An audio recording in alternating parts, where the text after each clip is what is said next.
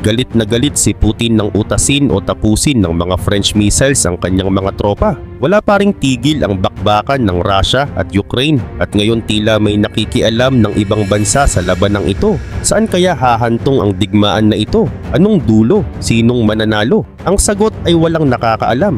Kaya naman sa video na ito ay tatalakayin natin ang ginawang pangbebembang ng mga French missiles sa tropa ng Russia. Pero bago tayo magsimula ay hihingi lang sana ako ng isang subscribe sa video na ito. At subukan din nating paabutin ng 20,000 likes ang video na ito. At ngayon back to the video. Kapag may pako, anong ginagawa mo? Simple lang. Pupukpukin mo ng martilyo. At kung ang Russia ang pako, may perpektong sandata ang Ukraine, ang AASM Hammer. Itong matinding bomba galing France ay literal na pinupulbos ang mga tropang Ruso isa-isa, kaliwat kanan. Para bang sinasabi nito kay President Vladimir Putin, hindi sa dami ng sundalo na susukat ang tagumpay. Minsan sapat na ang tamang sandata sa tamang oras. At sa ngayon, nasa kamay ng Ukraine ang martilyo, hindi bago ang hammer sa Ukraine. Noong unang bahagi ng 2024, nagsimula ng magpadala ang France ng mga stockpile ng bombang ito. Ayon sa The Warzone, TWZ, umabot sa 600 ang kabuuang bilang ng AISM hammers na ipinangakong ipapadala bago matapos ang taon. Galing ang mga ito sa lumang inventaryo ng France, pero kahit may edad na, matitindi pa rin ng tama. Sabi ng The Warzone, simple lang ang plano. Ang France ang magbibigay ng mga lumang bomba habang pinapabilis ang produksyon ng mga bago. At mukhang hindi lang ito plano, nangyayari na talaga. Ayon sa Ministry of the Armed Forces ng France, target nilang makagawa ng 1,200 na AASM Hammer bago matapos ang 2025. Para kay Putin ito ay masamang balita.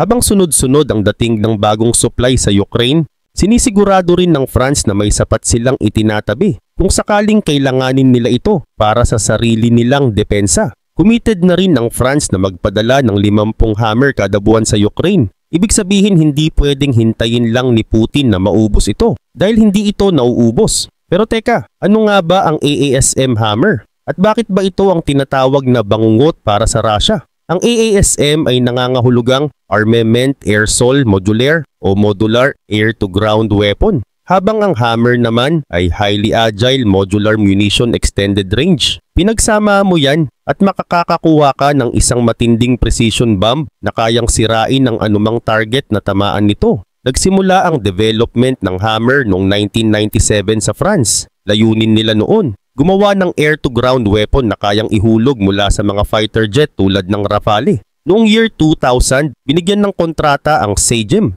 isang French weapons manufacturer na bahagi na ngayon ng Safran Group simula 2016 para gumawa ng unang batch ng bomb kit. Na-deliver ito noong 2004 at officially na-deploy ang hammer noong sumunod na taon. Pagdating ng 2007, opisyal na itong ginagamit ng French Navy at French Air Force. At simula noon, hindi na ito nawala sa arsenal ng France. Bakit? Dahil ang hammer ay hindi lang basta bomba. Isa itong flexible at devastating na sandata. Kaya nitong dalhin ng iba't ibang klase ng bomba mula 275 hanggang 2,200 pounds ang bigat.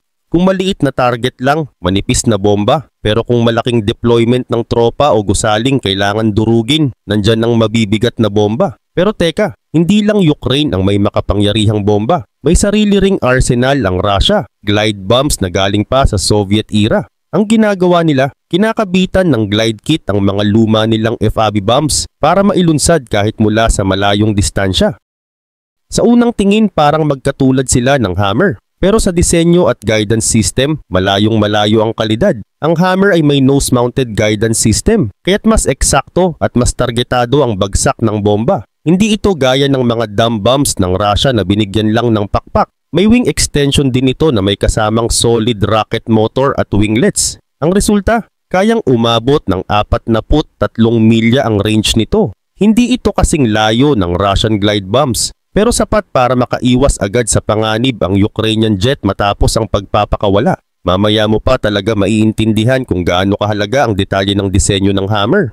Pero ngayon balik tayo sa kung bakit malupit ang pagkakagawa nito. Isa sa mga dahilan kung bakit flexible gamitin ng AASM hammer ay ang kakayahan nitong magdala ng iba't ibang laki ng bomba. Kaya nitong mag-execute ng precise strike para sa mga static o nakapirming target pero kaya rin itong habulin ng mobile targets kung kailangan. Kadalasan ang bomba na gamit nito ay nasa 550 pounds ang bigat. Karaniwang gamit ang Mk82, Blue 111 o kaya ang French-made CBEMs o Bang Bombs. Pero depende sa pangangailangan, pwedeng palitan ng Ukraine ang warhead ng mas bagay para sa misyon.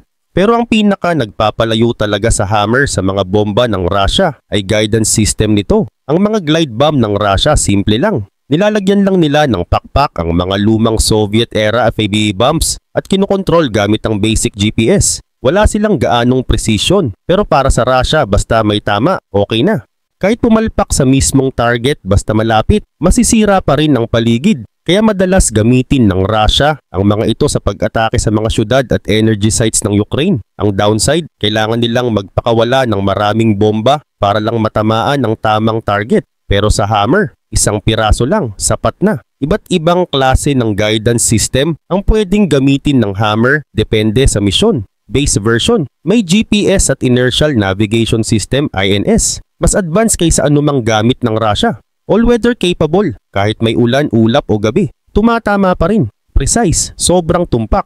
Ayon sa data, ang circular error probable nito ay nasa 32 talampakan at 10 pulgada. Ibig sabihin halos siguradong malapit na malapit sa mismong target ang bagsak ng bomba. At kung kailangan pa ng mas matinding accuracy, may laser-guided variant ang hammer. Gamit ang semi-active laser homing. Tumatama ito sa layo lang na 3 talampakan at 3 pulgada mula sa target. May infrared version din ito na kasing tindi ng presisyon. Kung tutusin, 2 o kahit isang hammer lang, kaya nang gawin ang damage na kailangan ng Russia ng 5 o higit pang bomba para makuha. Kaya oo, impressive talaga ang weapon na ito. Pero ang tanong, paano ito ginagamit ng Ukraine? Maraming paraan. Isa sa pinakakahangahangang diskarte ng Ukraine ay kung paano nila inakma ang Su-25 aircraft nila para maglunsad ng hammer. Kung tutuusin, imposibleng magamit dapat ito sa Su-25. Ang Su-25 ay isang Soviet-era aircraft na inilunsad pa noong July 1981 bilang sagot sa US A-10 Warthog. Single-seat support aircraft lang ito, hindi pambomba, hindi panira ng base, pero binago ito ng Ukraine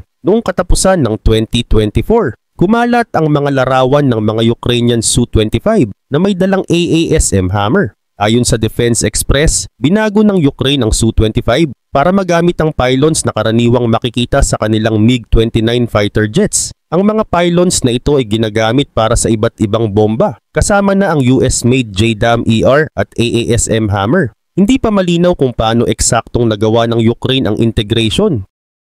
Pero may pahiwatig tayo mula sa ibang ginawa nila noon. Noong una pa lang ng digmaan, na-modify rin nila ang Su-27 at MiG-29 para makalunsad ng AGM-88 HARM missiles. Imposible rin dapat yun, pero nagawa nila gamit ang isang iPad. Oo, tama. Ginamit ng pilot ang isang iPad na may special software nakalagay mismo sa cockpit para makontrol ang missiles. Simple pero genius ang approach. Malaki ang posibilidad na ganitong klaseng hack din ang ginawa nila sa Su-25 para magamit ang hammer. At dahil dito mas delikado na ngayon ng Su-25 kaysa kailanman. Ngayong 2025 may video na lumabas kung saan makikita ang isang Ukrainian Su-25 na lumilipad sa mababang altitude habang may dalang 2 hammer bombs. Ayon sa The Aviationist, kahit mababa ang lipad na dapat ay limitasyon sa range, nag-loft maneuver ang piloto para masulit ang abot ng hammer. Isa na namang patunay ng Ukrainian creativity at diskarte. May humigit kumulang 40 Su-25 ang Ukraine. At kung lahat yan ay mai-retrofit ng hammer pylons, ibig sabihin 40 lumang eroplano ang biglang naging nightmare ng Russia. At hindi lang Su-25 ang dapat ikabahala ng Russia. Gaya ng nabanggit, ang mga pylons na ginamit sa Su-25 ay gaya rin ng ginagamit sa MiG-29 ng Ukraine. Kaya malinaw, nakakalipad din ng hammer gamit ang MiG-29. Ayon sa The War Zone, ito rin ang mga pylons na ginagamit para sa JDAM-ER bombs ng US. Ibig sabihin, lumang eroplano, bagong banta. Ang inaakala ni Putin na sandatang eksklusibo sa France na pang-Rafale jets lang ay ngayon ginagamit na ng Ukraine sa mga eroplanong gawang Soviet. Para kay Putin parang suntok sa sikmura ang ganitong balita. Habang siya ay nakatingin lang, ang Ukraine ay patuloy sa pag-i-innovate. Wala sa arsenal ng Russia ang AASM hammer. At kahit may Su-25s at MiG-29s rin sila, hindi nila ito kayang gamitin sa paraan na ginagamit ito ngayon ng Ukraine. At kung usapang sakit sa ulo para sa Russia, maraming ebidensya kung gaano kaepektibo ang Hammer. Unang beses itong ginamit sa labanan noong March 3, 2024 ayon sa Eurasian Times. Target: ang mga tropang Ruso sa Avdiivka, isang lugar na may mahalagang planta ng coke na sinubukang kunin ng Russia. Nakuha man ito sa huli ng mga sundalo ni Putin, pero hindi sila nakaligtas sa bagsik ng Hammer na pinakawalan mula sa mga MiG-29 ng Ukraine. Makikita pa sa mga litrato ng bomba ang mga mensaheng isinulat ng mga sundalong Ukrainian. Isa sa mga iyon ay may nakasulat na, "Para sa mga bata ng Odessa, may galit, walang respeto." Pagdating ng April 23, 2025, panibagong halimbawa na naman ng tindi ng Hammer. Target ngayon isang Russian military headquarters sa Kherson. Mula rin sa MiG-29s, pinakawalan ang mga bomba. Sa video makikitang may ilang sundalong Ruso ang pumasok sa isang dalawang palapag na gusali. Makalipas ang ilang segundo, dalawang Hammer bombs ang tumama at dinurog ang buong estruktura. Halos sigurado, walang nakaligtas sa loob. At dito makikita ang malaking kaibahan ng Hammer at mga glide bombs ng Russia. Kung ang Russia ay umaasa sa malapit-lapit na tama, ang Ukraine ay tumatama eksakto sa target. Noong April 25, isa pang Hammer strike ang ginamit ng Ukraine, isang uri ng atake na hindi kayang tapatan ng Russia gamit ang sarili nitong glide bombs. Ngayon pa na kaya nang gamitin ng Su-25 para maglunsad ng Hammers, lalong delikado ang hinaharap ng mga tropang Ruso. At hindi natin ito pinapalala lang, totoo ang salitang obliterated. Noong December 2024, iniulat ng RBC Ukraine na tapos na ang development ng bagong 2,000-pound variant ng Hammer. Mas malakas, mas mabagsik. Ang bagong version ay gawa na ngayon ng Safran, ang kumpanyang pinagsaniban ng dating developer na Sagem. Compatible ito sa Mk-84 fragmentation bombs at sa BLU-109 concrete bomb. Ibig sabihin, pwedeng gamitin ito laban sa matitibay na bunker, armored structures at malalaking grupo ng tropa. Kaya ang tanong ngayon, anong ibig sabihin ng Hammer para sa kinabukasan ng digmaan? Unang epekto at marahil pinakamahalaga, nagkakaroon na ng air dominance ang Ukraine sa sarili nitong kalangitan. Ilang beses na itong pinatunayan sa mga naunang strike. Kayang-kaya ng Hammer na sirain ang base militar at deployment ng Russia. Pinipilit si Putin na mas maging maingat sa bawat galaw niya. Hindi naman natin pwedeng sabihing malaya at walang takot gumagalaw ang Russia noon sa lupa. Bago pa man dumating ang Hammer, may mga drones at JDAM bombs na rin ng Ukraine. Pero tandaan, ang drones ay mas maliit ang pagsabog. Ang JDAMs ay limitado ang supply. Ibig sabihin kahit may banta noon, may konting kumpiyansa pa rin ng Russia sa ground assault. Pero ngayong may Hammer, wala na yung kumpiyansa. Hindi na nila kayang baliwalain ang banta mula sa kalangitan, lalo na kung galing sa mga lumang eroplano na binuhay ng talino ng Ukraine. Dahil sa taglay na lakas at tumpak na tama ng AASM Hammer, ito ngayon ang isa sa mga pinakamalalaking banta sa mga tropa ni Putin. Hindi pa man naaabot ng Ukraine ang punto kung saan kaya na nilang gamitin ang mga French bombs sa lahat ng labanan. Pero habang lumalaki ang stockpile ng mga Hammer bombs, lalong lumiliit ang mundo para sa mga sundalong Ruso, kahit pa sa mga teritoryong hawak na nila. Hindi nila alam baka sa susunod na araw may Hammer na babagsak mula sa ere. Ang ganitong uri ng uncertainty ang dahilan kung bakit mas nagdadalawang isip ang Russia na umatake. At sa isang digmaang gaya nito, oras ang kayamanan. Oras na pwedeng gamitin ng Ukraine para mag-recover, magplano o umatake pabalik. Kasama ang kanilang mga jet na may dalang Hammer bombs. Kaya saan nanggagaling ang ganitong air advantage? Simple lang, sa range o abot ng AASM Hammer. Oo, hindi ito ang pinakamalayo sa lahat ng armas ng Ukraine.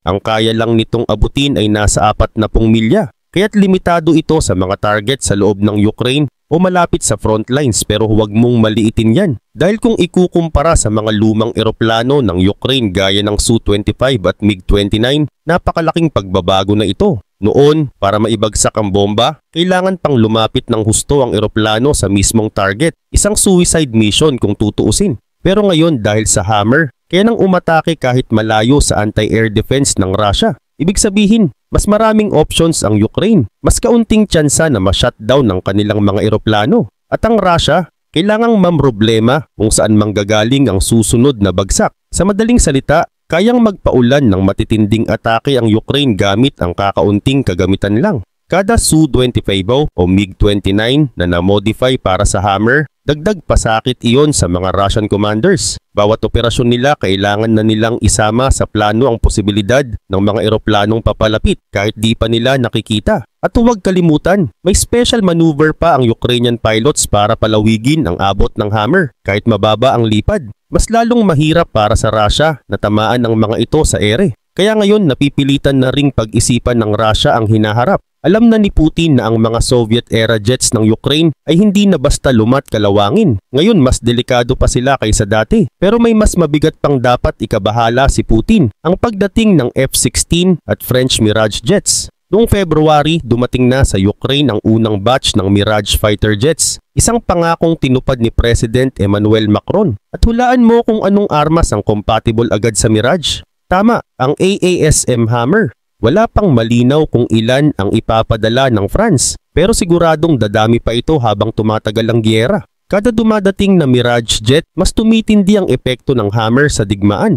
Paano naman ang F-16? Sa ngayon, hindi pa compatible ang Hammer sa F-16. Pero ayon sa The Aviationist, inaasahang gagawan ito ng paraan ng Ukraine. Sa ngayon, mas pinili ng Ukraine na gamitin ang kanilang mga Soviet-era jets para sa Hammer strikes kasi mas marami sila noon kaysa F-16. Mas praktikal, mas okay nang ipagsugal ang luma kaysa ang kaunting F-16. Pero darating na ang pagbabago. Inaasahang makakatanggap ang Ukraine ng mahigit 60 F-16 ngayong 2025. At kapag dumami na ang mga ito, malamang isasama na rin ng Ukraine ang Hammer sa kanilang F-16 arsenal. At para sa Russia, isa lang ang ibig sabihin nito. Lalong lumalakas ang Air Force ng Ukraine at ang dahilan, AASM Hammer. Kaya ang tanong na lang ngayon para kay Putin, paano mo lalabanan ng isang bansang handa kang patumbahin kahit sa isang iglap lang bumagsak ang French Hammer mula sa kalangitan? Habang patuloy na ginagamit ng Ukraine ang AASM Hammer laban sa mga target ng Russia,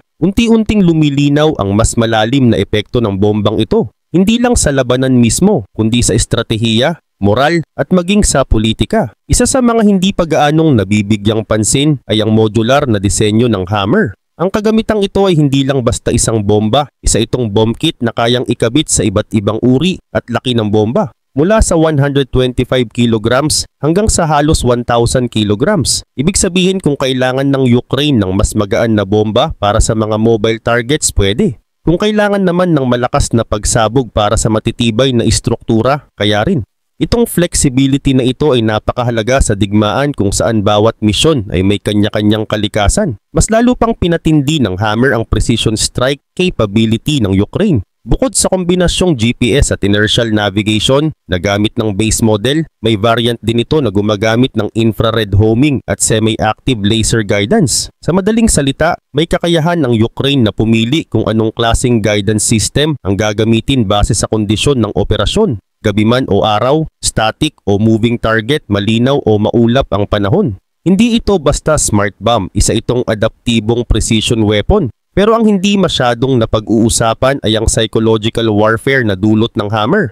Ang pagkakaroon ng ganitong klaseng high precision weapon ay may epekto sa moral ng mga sundalong Ruso. Kapag alam mong may armas na pwedeng tumama ng eksakto, kahit nakatago ka na sa isang gusali, hindi ka makakaramdam ng seguridad. Ayon sa ilang intelligence reports, may mga ulat ng mga sundalong Ruso na tumatangging manatili sa ilang forward positions dahil sa takot na tamaan ng Hammer strikes. Ipinapakita lang nito na kahit hindi pa pumuputok ang bomba, gumagana na ito bilang psychological weapon. Samantala, sa kabilang panig ng mundo, may implikasyon din ang Hammer sa larangan ng diplomasya. Ang patuloy at consistent na supply ng France ng ganitong advanced weapon ay nagpapakita ng malalim at matatag na ugnayan nila sa Ukraine. Hindi lang ito simpleng donasyon ng armas. Ito ay mensahe. Mensahe sa Russia, sa NATO at sa buong mundo na may mga bansang handang tumaya para protektahan ang soberanya ng isang kasapi ng demokratikong komunidad. Ang bawat Hammer na pinapadala ay simbolo ng commitment, hindi lang military support. Kung usapang taktikal naman, malaking advantage ang nadudulot ng consistent monthly supply. Ang pagkakaroon ng malinaw na pipeline ng AASM Hammers ay nagbibigay sa Ukraine ng kakayahang magplano ng pangmatagalan. Hindi sila nag-iipon lang para sa isang malaking opensa. Pwede silang gumawa ng sunod-sunod na strike na may tiwala silang may susunod na darating. Hindi ito kagaya ng ibang high-tech weapons na dumating minsanan lang. Dito may tuloy-tuloy na stream kaya tuloy-tuloy rin ang offensive capability. Hindi rin dapat isantabi ang usapin ng cost effectiveness. Oo, high-tech ang AASM Hammer, pero kung ikukumpara sa gastos ng ilang sortie gamit ang mga lumang bomba para lang tamaan ng isang target, mas matipid ito. Sa Hammer, isang eroplano, isang bomba, isang strike, mission accomplished. Nabawasan ang panganib sa piloto, nabawasan ang fuel cost, at hindi na kailangan ng maraming ulit na atake para lang siguruhing tamaan ang kalaban. At kung usapang modernisasyon, isa pang malaking bentahe ng Hammer ay ang pagiging upgradable nito. Dahil modular ang disenyo, pwedeng i-develop pa ito sa mga susunod na taon. Maaaring magdagdag ng mas advanced na sensors, mas mahabang range o kaya mas specialized na warheads para sa partikular na misyon. Hindi ito tulad ng ibang armas na kapag luma na tapos na. Ang Hammer ay future ready. Dahil dito, napipilitan ngayon ng Russia na mag-adjust. Ayon sa ilang analysis mula sa Western defense experts, mukhang pinipilit ngayon ng Russia na ilipat ang ilang key military outposts papalayo sa mga strike range ng Hammer. Hindi nila basta-basta mailagay ang mga supply depot at command centers malapit sa front lines dahil alam nilang pwedeng tamaan ng Hammer kahit walang warning. Isa itong malinaw na halimbawa ng strategic repositioning na bunga ng isang weapon system lang. At kung pag-uusapan ng alliance dynamics, hindi maiiwasang maapektuhan ang iba pang bansang nakamasid sa gera. Ang mga bansang miyembro ng European Union ay maaring makumbinsing magdagdag pa ng support, lalo na kung makitang epektibo ang teknolohiyang gaya ng Hammer sa kamay ng Ukraine. Sa kabilang banda, ito rin ay maaring magpigil sa ilang bansa na gustong pumanig sa Russia dahil sa takot na maharap sa parehong klaseng precision warfare. Ang mga Mirage jets na galing France ay nagbubukas din ng panibagong yugto. Habang dumarating ang mga ito, unti-unti nitong pinapalawak ang compatibility at deployment capacity ng Hammer. Kung sa una limitado lang ito sa Soviet-era jets, ngayon ay unti-unti na itong nailalagay sa mas modernong aircraft. Kapag na-integrate na rin ito sa F-16, magiging panibagong headache ito sa Russian defense planners. Sa kabuuan, ang Hammer ay hindi lang basta bomba. Isa itong teknolohiyang binago ang dynamics ng digmaan. Isang sandatang hindi lang tumatama, kundi nagpaplano, nagpapadala ng mensahe at nagpapaikot ng buong estratehiya. At sa bawat bagsak ng Hammer, unti-unting nadarama ng Russia na ang kanilang dating kalamangan ay unti-unting nauupos. Isang bagsak, isang mensahe, isang pagbabago ng direksyon ng kasaysayan. Sa bawat ulat ng pagsabog, sa bawat larawang nagpapakita ng pagguho ng mga base militar ng Russia, isang bagay ang malinaw. Nagbago na ang laban. Kung dati, ang Air Force ng Ukraine ay tila pananggalang sa mga atake, ngayon sila na ang nagsisimulang umatake ng may kumpiyansa, katumpakan at layunin. Ang AASM Hammer ay hindi lang isang teknolohikal na sandata. Isa itong simbolo ng pagbabalik ng pag-asa na kahit maliit ang isang bansa kumpara sa dambuhalang kalaban, kayang lumaban kapag may diskarte, suporta at matalinong paggamit ng makabagong teknolohiya. At habang patuloy na bumabagsak ang mga Hammer mula sa langit, isa lang ang tanong na patuloy na bumabagabag kay Vladimir Putin. Paano ka lalaban sa isang bansang kaya kang tamaan bago mo pa siya makita?